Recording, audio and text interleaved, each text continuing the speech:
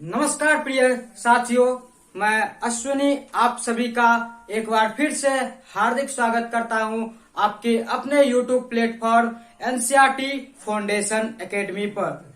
तो बताइए आप सभी लोग कैसे हैं। हमें पूरी उम्मीद है आप सभी लोग पूरे जोश के साथ हमारे वीडियो का आनंद उठा रहे होंगे और अपनी पढ़ाई को निरंतर रूप से गति प्रदान कर रहे होंगे।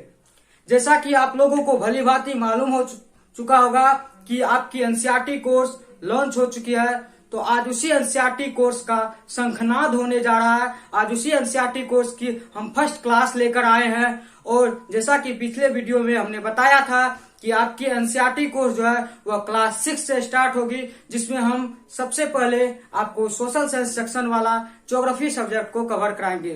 तो आज उसी ज्योग्राफी सब्जेक्ट को लेकर आए हैं। आपको बता दे जानकारी के लिए कि ज्योग्राफी सब्जेक्ट उन्हीं छात्रों को समझ में आएगा जिसको थोड़ा सा भी साइंस एवं टेक्नोलॉजी सब्जेक्ट में इंटरेस्ट है, उसी को कॉन्सेप्ट समझ आएगा। आपको ज्योग्राफी सब्जेक्ट हम इस रूप से कवर कराएंगे कि आप बिल्कुल ही उसको रट्टे की तरह नहीं समझेंगे बल्कि कॉन्सेप्ट की तरह समझेंगे, क्योंकि ज्योग्राफी जो है यह कहीं ना कहीं साइंस एवं टेक्नोलॉजी सब्जेक्ट से रिलेट है। तो चलिए, आज का सेशन काफी मजेदार होने वाला है। हमें उम्मीद है कि आप सभी लोग पूरी तरह अंत तक हमारे वीडियो को देखेंगे। तो चलिए आज की सेशन को स्टार्ट करते हैं।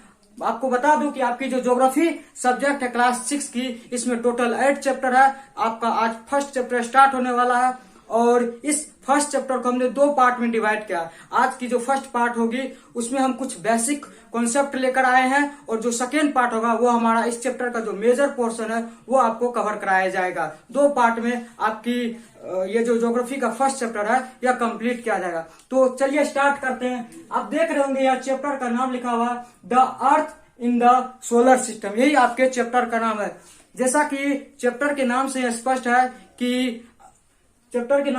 है कि आपका चैप्टर मुख्य रूप से 2 टॉपिक पर डिपेंड करता है, वो है एक सोलर सिस्टम और एक अर्थ। यही 2 टॉपिक इस चैप्टर का मेजर पोर्शन है और हमने इस दोनों टॉपिक को पार्ट 2 में कवर कराने का सोचा। इसलिए इन दोनों टॉपिक को आप तभी समझ पाएंगे इसके कॉन्सेप्ट को जब इसके इर्द गिर्द जितनी भी कॉन्सेप्ट घूम रही है उनको समझेंगे। इसलिए मैं इसके इर्द गिर्द इसके अराउंड जितनी भी कॉन्सेप्ट है उसको कवर कराएंगे, जो भी बेसिक नॉलेज है उसको कवर कराएंगे, तब जाकर के आपको ये कॉन्सेप्ट समझ आएगा। क्योंकि जो आज की क्लास होने वाली है, आज की क्लास जो है आपके अगले क्लास को कोरिलेट करेगी। चलिए स्टार्ट करते हैं आज की क्लास को। जैसा कि आप लोगों को बोर्ड पर ये फिगर दिख रहा होगा, ये फिगर जो है, इस फिगर पर ही पूरा का पूरा चैप्टर जो है निर्भर करता है। इस फिगर को आप समझ जाएंगे तो पूरा का पूरा चैप्टर आपको समझ आएगा। जैसा कि यहाँ पे आपको ये गोला दिख रहा है, इस गोले में आप लोग को दिखाई दे रहा होगा यहाँ पर क्या लिखा हुआ, ह्यूमन। ह्यूमन मैंने क्या होता है? मानव, इंसान। हम और आप क्या है? इंसान ही है। तो इंसान, जरा सा बताइए तो हम और आप कहाँ निवास करते हैं? सिंपल है, हम और आप धरती पर निवास करते हैं, अर्थ पर निवास करते हैं। तो हम और आप किस पार्ट के अंतर्गत आते हैं? इस गोले के पार्ट के अंतर्गत। ये गोला जो है यही तो हमारी धरती माता है। इसी धरती माता पर हम सभी निवास करते हैं और धरती, हम कह सकते हैं कि धरती कहाँ पर है? तो हमारी ब्रह्मांड में ही है। लेकिन धरती पूरा ब्रह्मांड में तो नहीं है, या किसी न किसी पार्टिकुलर जगह पर होगा। तो वो पार्टिकुलर जिस पार्ट का हिस्सा है हमारी धरती, वो पार्टिकुलर पार्ट, वो सिस्टम ही तो हमारा सोलर सिस्टम है। तो हम कहाँ निवास करते हैं? हम अर्थ में निवास करते हैं, पृथ्वी पर निवास करते हैं। और पृथ्वी किस पार्टिकुलर सिस्टम का पार्ट है? एक सोलर सिस्टम का पार्ट है। जैसे हम और आप सभी के पास परिवार होता है, फैमिली होता है, उसी प्रकार पृथ्वी तथा उसी तरह कई अन्य ग्रहों का एक परिवार है जो सोलर सिस्टम कहलाता है, जो सौर प्रणाली कहलाता है। और इसी सोलर सिस्टम का पार्ट हमारा अर्थ भी है। और सोलर सिस्टम भी किसी दूसरे गैलेक्सी क्या है? जो टॉपिक आपको यहाँ नजर आ रहे वो सारे टॉपिक को हम कवर कराएंगे। लेकिन यहाँ सिर्फ इस फिगर के माध्यम से कुछ बेसिक आइडिया, मान लीजिए परिचय करा रहे हैं, सिर्फ परिचय समझ लीजिए, सारे टॉपिक समझाएंगे। सोलर सिस्टम जो है, ये सोलर सिस्टम हमारा एक गैलेक्सी का पार्ट है, क्योंकि यूनिवर्स में लाखों अरबों गैलेक्सियां हैं। तो उनमें से एक गैलेक्सी है मिल्की वे गैलेक्सी, जिसको हिंदी में कहते हैं दुग्ध मेखला आकाशगंगा। उसी गैलेक्सी का पार्ट है हमारा सोलर सिस्टम। और मिल्की वे गैलेक्सी कहाँ विद्यमान है? इसी यूनिवर्स में। अगर ये बड़े वाले गोले को हम यूनिवर्स मान ले, ब्रह्मांड मान ले, तो इसी ब्रह्मांड में तो हमारा मिल्की वे गैलेक्सी है। गैलेक्सी तो अरबों है, लेकिन उनमें से जो हमारे लिए इम्पोर्टेंट है, जो हमारे सिलेबस में है, वो हमारा मिल्की वे गैलेक्सी है। और उसी मिल्की वे गैलेक्सी गैलेक्सी का पार्ट है हमारा सोलर सिस्टम, जिसके अंतर्गत अर्थ आता है और उसी पर अर्थ पर हम सभी निवास करते हैं। तो ये फिगर का थोड़ा सा आप लोग को परिचय ज्ञात हो चुका होगा। चलिए आगे कॉन्सेप्ट समझते हैं। हमने बताया कि जो हमारा सोलर सिस्टम है और ये अर्थ, ये दो मेजर पोर्शन है, जैसा कि चैप्टर के नाम से स्पष्ट है। इन्हीं दोनों मेजर पोर्शन को हम पार्ट 2 में कवर करेंगे। सबसे पहले इन दोनों टॉपिक को समझने का प्रयास करते हैं, ये क्या है और इससे जुड़ी जितनी भी कॉन्सेप्ट है वो समझेंगे। पहले समझते हैं यूनिवर्स क्या है। यूनिवर्स को आप तभी समझ पाएंगे जब यूनिवर्स के उत्पत्ति से संबंधित आप उसके सिद्धांत को जानेंगे। किसी भी चीज को आप तभी समझ पाएंगे कि उसका पहले जन्म कैसे हुआ, उसका निर्माण कैसे हुआ, कैसे वो आया। जब तक उसको नहीं समझेंगे तब तक वो क्या है वो नहीं समझ पाएंगे। इसलिए यूनिवर्स को जानने से पहले आप समझिए कि इसका निर्माण कैसे हुआ, किस तरह इसकी उत्पत्ति हुई। तो वैज्ञानिकों का कहना है कि यूनिवर्स का जो निर्माण हुआ वह द बिग बैंग थ्योरी एक नाम का सिद्धांत है। इस सिद्धांत के फलस्वरूप यूनिवर्स का निर्माण हुआ। वह थ्योरी का नाम क्या है? वह थ्योरी का नाम है द बिग बैंग थ्योरी। ये थ्योरी क्या कहता है, ये सिद्धांत क्या कहता है? हिंदी में बोले तो इसका हिंदी अर्थ होता है महाविस्फोट सिद्धांत। ये सिद्धांत कहता है कि जो वर्तमान समय अभी यूनिवर्स दिख रहा है, इतना बड़ा जो ब्रह्मांड दिख रहा है, ये ब्रह्मांड करीब आज से लगभग 13.8 बिलियन ईयर्स पूर्व 13.8 बिलियन ईयर्स पूर्व ये आज से लगभग एक गोला, एक पिंड के समान हुआ करता था ये ब्रह्मांड। और क्या हुआ एक दिन अचानक से उस पिंड, उस गोले में क्या हुआ? महाविस्फोट हुआ, ब्लास्ट हुआ। और महाविस्फोट होने के कारण वो टुकड़ों में टूट गया और टूटने के बाद आज तक यह कंटिन्यूअस फॉर्म में, अनवरत रूप में लगातार एक्सपेंड करता जा रहा। और यही जो एक्सपेंड करते करते इतना बड़ा विशाल आपको दिखाई दे रहा है, ये पूरा का पूरा यही तो हमारा क्या है? यूनिवर्स है। इसी को ब्रह्मांड कहते हैं। जैसे कोई चीज निर्माण होता है, क्या होता? वो निर्माण जो होता है वो सिर्फ खुद अपने बलबूते पर निर्माण नहीं होता, उसके अंदर काफी सारी छोटी छोटी चीज मौजूद होती है। उसी प्रकार यूनिवर्स जो टूटा, ब्लास्ट हुआ,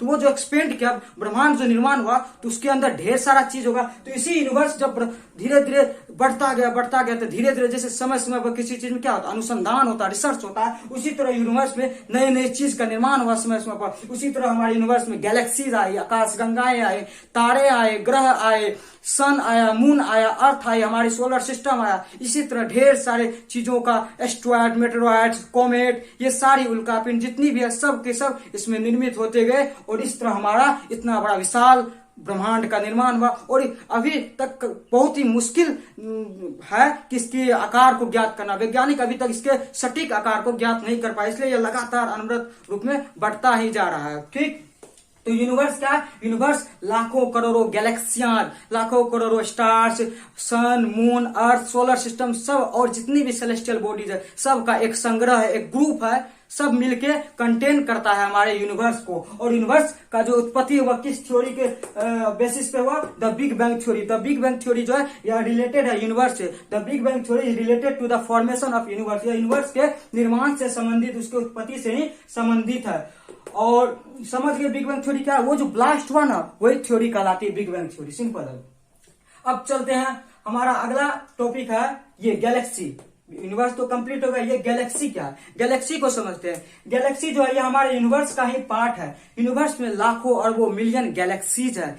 क्या है? लाखों अरबों मिलियन गैलेक्सी है। और गैलेक्सी का हिंदी अर्थ होता है आकाश गंगा। अब थोड़ी सी इसकी हिस्ट्री को जानेंगे तो कैसे इसका नाम आकाश गंगा पड़ेगा तो समझ पाएंगे। ये आकाश गंगा इसका नाम इस तरह पड़ा, जो प्राचीन जमाने के लोग थे वो जब रात्रि के समय आकाश को देखते थे, चूंकि रात्रि के समय आकाश काफी चमकीला लगता, उसमें प्रकाश ही प्रकाश रहता, तो जब वो रात्रि के समय आकाश देखते थे तो उसका कहना था कि जो आकाश है वो प्रकाश की नदियां है, रिवर्स ऑफ लाइट है, यानी नदियां बह रही है, प्रकाश बढ़ रही है। अर्थात नदियां, गंगा भी एक नदी है, तो उसको वो जो नदियां थी वो गंगा नदी की दर्जा दी गई। तो आकाश जो हमारा कैसा है? प्रकाश की नदी है, प्रकाश की नदी है। और कैसी नदी? गंगा नदी के समान। अर्थात आकाश प्लस गंगा मिलके बन गया आकाश गंगा। इस तरह इसका नाम पड़ा आकाश गंगा, जिसका इंग्लिश अर्थ होता है गैलेक्सी। और गैलेक्सी क्या है?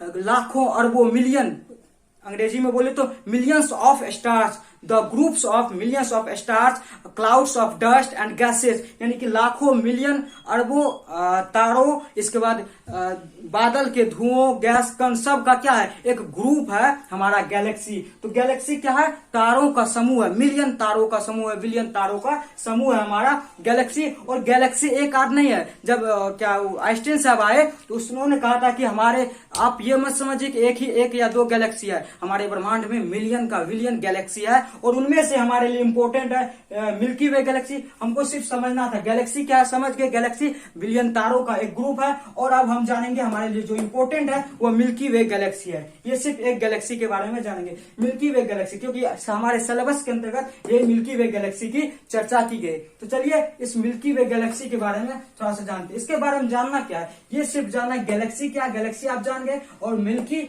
उनमें से एक गैलेक्सी है मिल्की वे गैलेक्सी, जो हमारे सोलर सिस्टम का जो हमारा जिसके पार्ट है सोलर सिस्टम, इसी के अंतर्गत हमारा सोलर सिस्टम आता है। तो हमें उम्मीद है कि आप सभी लोग इस कॉन्सेप्ट को क्लियर समझ गए होंगे। अब एक महत्वपूर्ण कॉन्सेप्ट है जिसके बारे में काफी लोग अज्ञात हो गए, कुछ लोग ज्ञात भी हो सकते हैं। जो अज्ञात है उसके लिए कंफ्यूजन है। वो क्या समझते हैं, वो समझते हैं कि जो स्पेस है और यूनिवर्स है दोनों समान है, एक ही है। अंतरिक्ष और ब्रह्मांड क्या है, एक ही तो है। लेकिन बिल्कुल वो उसका कंफ्यूजन है, उसकी दिमाग की भ्रम है कि स्पेस और यूनिवर्स एक ही है, दोनों एक नहीं है, बहुत बड़ा अंतर है दोनों में। अंतरिक्ष और ब्रह्मांड में बहुत बड़ा अंतर है। वो क्या, सिर्फ एक फिगर के माध्यम से समझिए, छोटा सा कॉन्सेप्ट है। जैसे कि आप इस गोला को अगर यूनिवर्स मान लीजिए, इस गोला को अगर यूनिवर्स मान लीजिए, और इस गोला में पृथ्वी है, कुछ भी है, पृथ्वी है, स्टार है, गैलेक्सीज है, कुछ भी मान लीजिए, सन है हमारा, कुछ भी मान लीजिए, स्टार्स है, ढेर सारा चीज है, बहुत सी चीज है, अनगिनत चीज है। और ये यूनिवर्स है, इसमें ढेर सारा विजुअल पार्ट्स है। साथ ही साथ अगर ब्रह्मांड है उतना बड़ा, तो उसमें उतना सारा विजुअल पार्ट्स है, तो कहीं ना कहीं तो जगह होगा जहां पूरा पूरा निर्वात हो सकता है, दूर दूर तक खाली हो सकता है। तो वही स्पेस, वही निर्वात जगह क्या है, स्पेस है। वही निर्वात जगह क्या है, स्पेस है। तो स्पेस जो है, अंतरिक्ष जो है, यह शून्य का प्रतिनिधित्व करता है, यानी वैक्यूम जगह को प्रतिनिधित्व करता है, वैक्यूम जगह को डिनोट करता है। और ब्रह्मांड क्या, ब्रह्मांड जितनी भी विजिबल पार्ट्स है, चाहे सन, मून, अर्थ, गैलेक्सीज, स्टार्स, जितनी भी पार्ट है वो सब, साथ ही साथ स्पेस, इन सब का ही तो संग्रह यूनिवर्स है। स्पेस ब्रह्मांड, स्पेस ना ही ब्रह्मांड है और ना ही ब्रह्मांड से हटके कोई अलग पार्ट है। स्पेस ब्रह्मांड का ही एक पार्ट है जो ब्रह्मांड के अंतर्गत ही मौजूद है, और यह ब्रह्मांड के अंतर्गत मौजूद है। लेकिन यह कैसा स्थान है, वैक्यूम स्थान है, निर्वात जगह है, और यह शून्य का प्रतिनिधित्व करता है। साथ ही साथ जितनी भी विजुअल पार्ट्स है, जितनी भी सन, स्टार्स, मून, गैलेक्सी, वो सब और स्पेस दोनों मिलके ही तो यूनिवर्स का निर्माण करती है। यही यूनिवर्स है और यही स्पेस है। कॉन्सेप्ट क्लियर है, अब कोई कंफ्यूजन नहीं होना चाहिए मेरे मुताबिक। चलिए अब आगे बढ़ेंगे।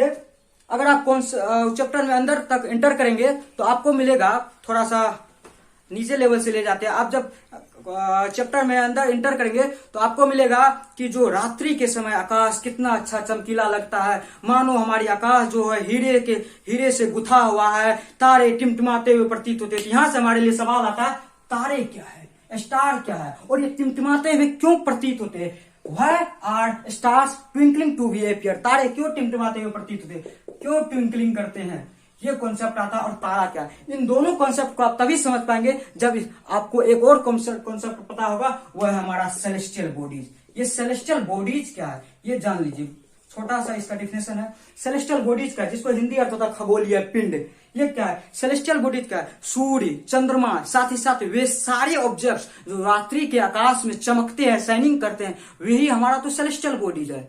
वे सारे सूर्य, चंद्रमा और वे सारे ऑब्जेक्ट जो रात्रि के आकाश में चमकते हैं, वही हमारा सेलेस्टियल बॉडीज है। अब आप पूछेंगे कि मून क्या सेलेस्टियल बॉडी, हाँ मून सेलेस्टियल बॉडीज है, लेकिन वो रात्रि के क्योंकि वो चमकते, रात्रि के आकाश में चमकते हैं, इसलिए तो सेलेस्टियल बॉडीज है। लेकिन उनमें से कुछ ऐसे सेलेस्टियल बॉडीज है जिसके पास अपना हीट एवं लाइट है, और उसी तरह के सेलेस्टियल बॉडीज को हम लोग स्टार कहते हैं। सेलेस्टियल बॉडीज क्या है, सूर्य, चंद्रमा और जितने भी ऑब्जेक्ट जो रात्रि के आकाश में चमकते हैं, वो सब का सब सेलेस्टियल बॉडीज है, खगोलीय पिंड है। लेकिन उनमें से कुछ ऐसे सेलेस्टियल बॉडीज है जिसके पास अपना हीट एवं लाइट है, जैसे चंद्रमा सेलेस्टियल बॉडीज है, फिर है इसके बावजूद भी उसके पास अपना हीट एवं लाइट नहीं, वो सूर्य के प्रकाश से चमकता है। लेकिन कुछ ऐसे सेलेस्टियल बॉडीज आपको मिल जाएंगे अंतरिक्ष आकाश में जिसके पास अपना हीट एवं लाइट है, और वो क्या है, स्टार। वही तो स्टार है, उसी को स्टार कहते हैं। स्टार के पास क्या है, अपना हीट एवं लाइट है।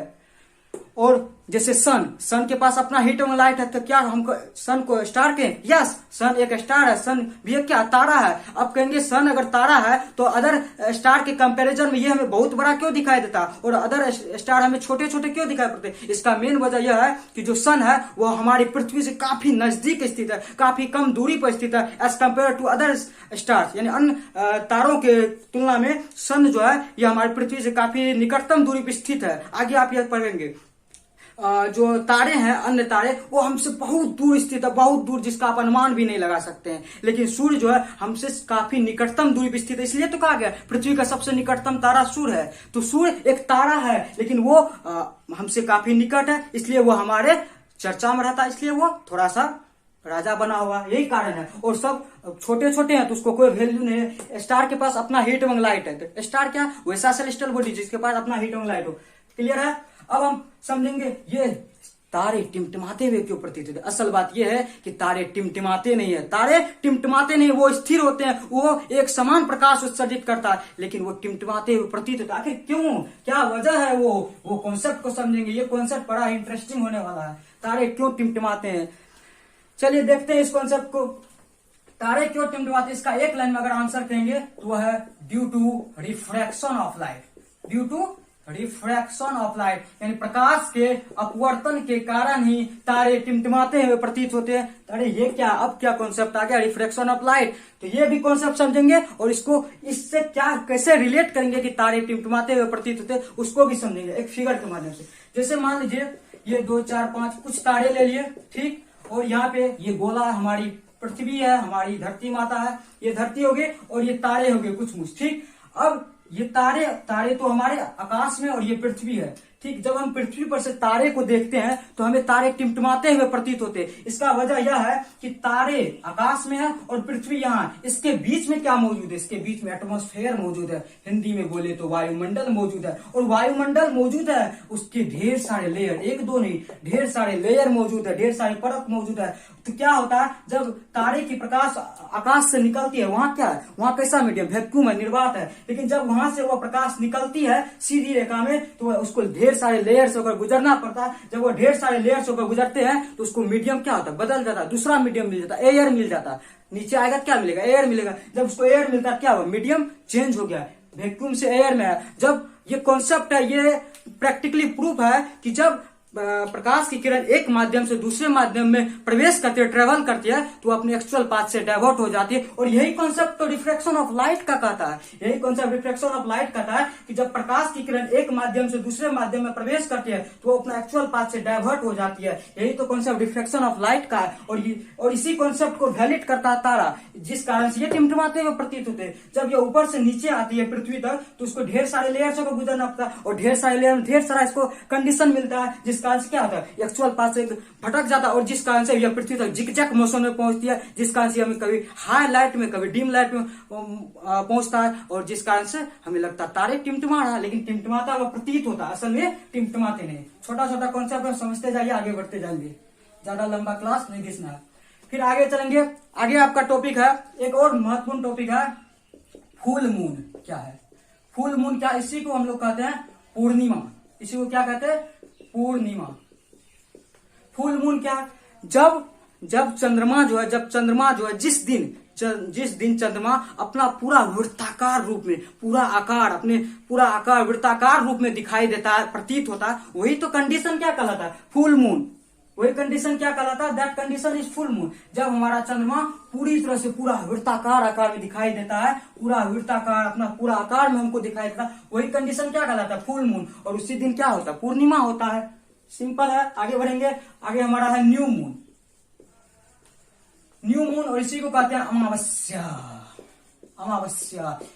न्यू मून क्या है? जिस दिन हमारी चंद्रमा पूरा वृत्ताकार रूप में दिखाई न देके, बल्कि यह एक थीन कर्व्ड लाइन, एक पतली वक्राकार रेखा के रूप में दिखाई देती है, तो उसी दिन को हम क्या कहते हैं, उसी कंडीशन को न्यू मून कहते हैं। फुल मून में क्या होता था, पूरा पूरा चंद्रमा दिखाई देता था, लेकिन न्यू मून में सिर्फ कर्व्ड लाइन, पतली कर्व्ड लाइन के समान दिखाई देता। तो ये हमारा न्यू मून का कंडीशन होगा। इसीलिए इस दिन अमावस्या पड़ता, अर्थात इस दिन चंद्रमा जो है पूरा बड़ा नहीं होता, पतला होता, जिस कारण से रोशनी उतनी नहीं मिलती है। इसीलिए अमावस्या के दिन अंधेरी रातें होती है, काली काली रातें।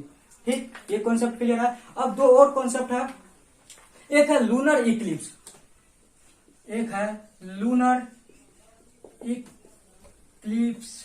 हाँ, ऐसी इक्लिप्स, लूनर इक्लिप्स, जिसको हिंदी में कहते हैं चंद्र ग्रहण। चंद्र ग्रहण, चंद्र ग्रहण की कंडीशन कब आती है, ये सूर्य है और ये मून है और बीच में आ गया अर्थ। जब when earth is located between sun and moon then this condition is called lunar eclipse। जब हमारी पृथ्वी सूर्य और चंद्रमा के मध्य स्थित हो जाती है तो इसी कंडीशन को तो हम लोग लूनर इक्लिप्स कहते हैं, चंद्र ग्रहण कहते हैं। और चंद्र ग्रहण भी दो तरह का होता है, पूर्ण चंद्र ग्रहण, आंशिक चंद्र ग्रहण, टोटल लूनर इक्लिप्स और पार्शियल लूनर इक्लिप्स। टोटल और पार्शियल, टोटल कब होगा, जब हमारा सूर्य और चंद्रमा पूरी तरह से पृथ्वी के अपोजिट दिशा में हो। अपोजिट दिशा में मतलब पूरा का पूरा हमारा पृथ्वी सेंटर में हो, और जब पूरा पूरा सेंटर में होगा अर्थ तो क्या होगा, या पूरा पूरा सन को क्या करेगा, सन के लाइट को ब्लॉक कर देगा और चंद्रमा पर लाइट नहीं पहुंच पाएगी। और यही कंडीशन क्या है, टोटल लग गया, यानी कि चंद्रमा पर लाइट ही नहीं पहुंची, यानी चंद्रमा क्या होगा, ग्रहण लग गया। यही कारण तो इसका नाम पड़ा चंद्र ग्रहण। और पार्शियल लूनर क्या होता है, जब पृथ्वी का एक पार्ट ही, जब पृथ्वी का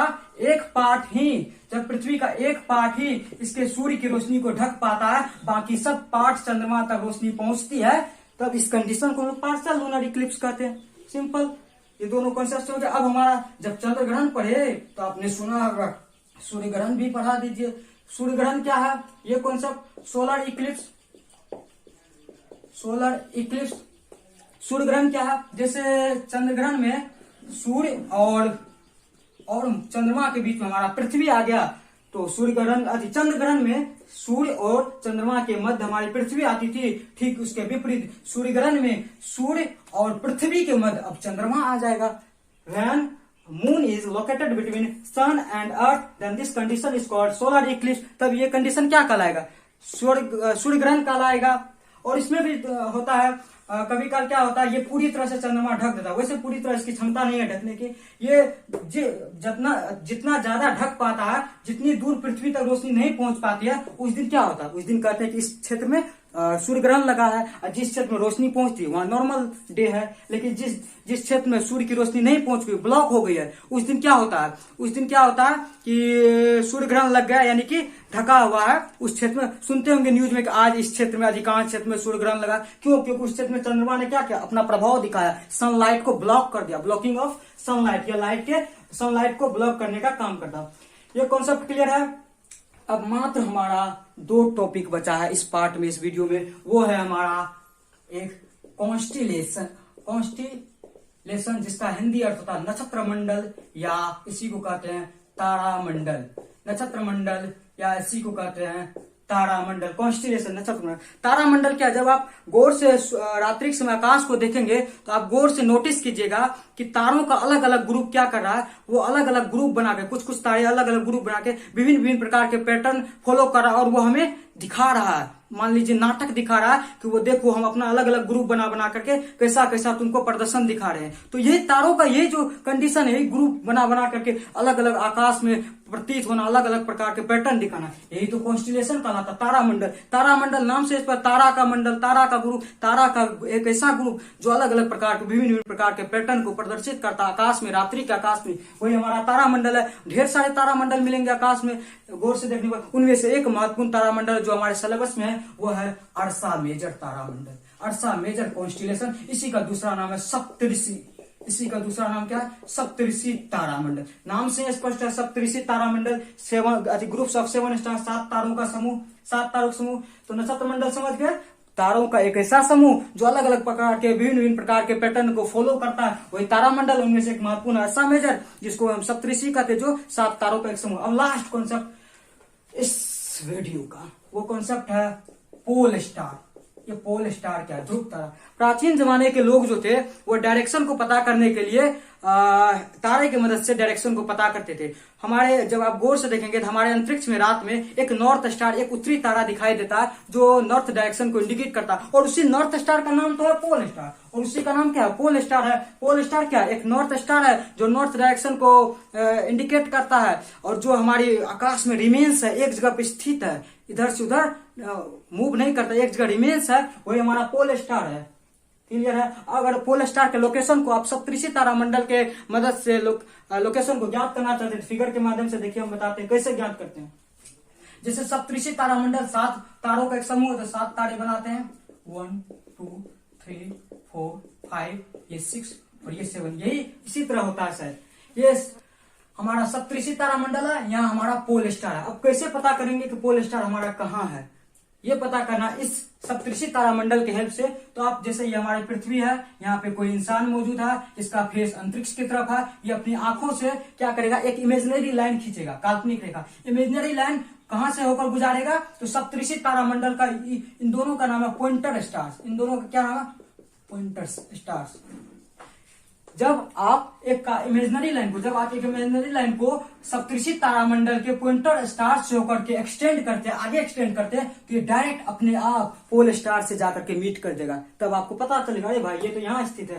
यानी कि जब आप एक इमेजिनरी लाइन को सप्तऋषि तारामंडल के पॉइंटर स्टार से होकर के आगे एक्सटेंड करते हैं, ये पोल स्टार से डायरेक्ट जाके मीट कर जाएगा, और अपने आप पता चल जाएगा कि यहाँ पे मौजूद हमारा ध्रुव तारा, पोल स्टार। ये कॉन्सेप्ट थी। आज की सेशन आप लोग को पूरी तरह से समझ आया होगा, हमें पूरी उम्मीद है हम सक्षम है आप लोगों को कॉन्सेप्ट समझने में। तो ये आप अपनी कमेंट बॉक्स में राय बता सकते हैं। और हमने बताया था कि हमारा जो मेजर टॉपिक है सोलर सिस्टम और अर्थ, ये आपकी सेकेंड पार्ट जो वीडियो आएगी उसमें पूरी तरह से कॉन्सेप्ट के साथ उसमें भी पढ़ाया जाएगा, और इसी कॉन्सेप्ट से, इसी टॉपिक से ज्यादा ऑब्जेक्टिव टाइप क्वेश्चन भी बनते हैं, उसमें ऑब्जेक्टिव टाइप भी बताया जाएगा, फैक्चुअल बातें।